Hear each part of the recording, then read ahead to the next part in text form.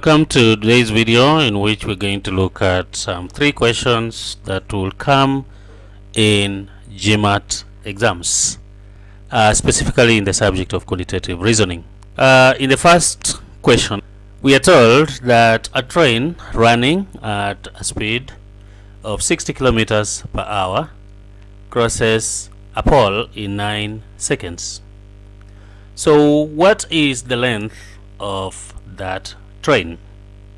We're given options 1, 2, 3, 4, 5. To work this out, we're going to represent this geometrically like it will appear on the ground. That arrow indicates where the pole is, and by the time that train crosses that arrow and the length reaches the second arrow.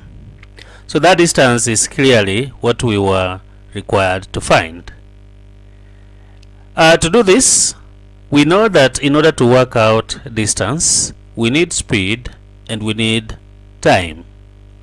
We were given speed 60 kilometers per hour, and we were also given time 9 seconds. In order for us to work this out, we have to change that speed into meters per second.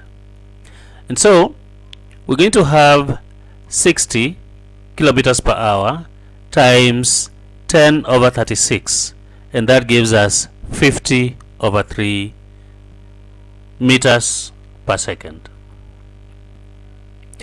And then we already know that time is 9 seconds, and so you're going to substitute that into the formula, which is distance is equal to speed times time. And that gives us the speed, which was 50 over 3 meters per second, times the time 9 seconds.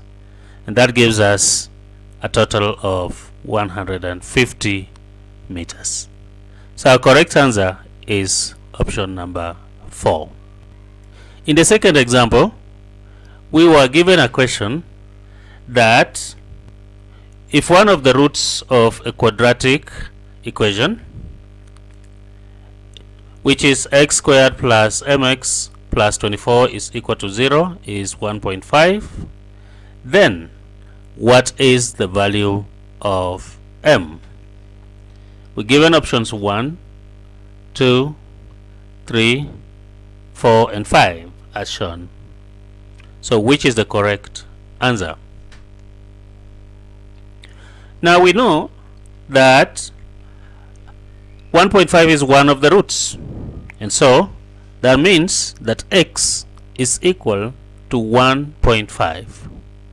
That clearly tells us that where there is going to be x in the quadratic equation that we were given, we'll substitute in 1.5. And so we're going to have 1.5 squared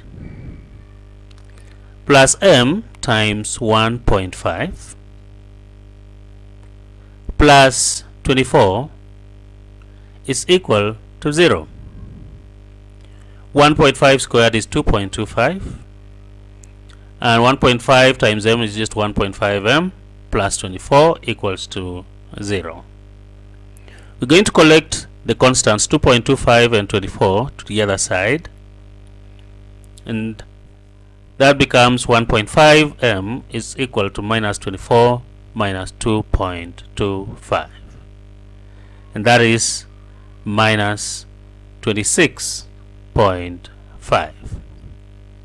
So m is found by dividing by 1.5 both sides, and that gives us 17.6 negative. In this example, we are told that when a certain number b is divided by another number a, the remainder is 12. We also given that b divided by a is 7.15. The question requires of us to find the value of a. Now to do this, we have to think this way, that in the first case, when b is divided by a, the remainder is 12. In the second case, when b is divided by a, we get 7.15. So you notice that in the first case, there's a remainder of 12. In the second case, there's a remainder of 0.15. That basically means that if we take that remainder of 12 and divide by a, we should get a decimal 0.15. We proceed now by multiplying by a both sides, and so we do have 12 being equal to 0.15a, and we divide by 0.15 on both sides, and so we do get that a is 12 over 0.15, which is actually 80. Thank you for watching our channel. Please share and subscribe.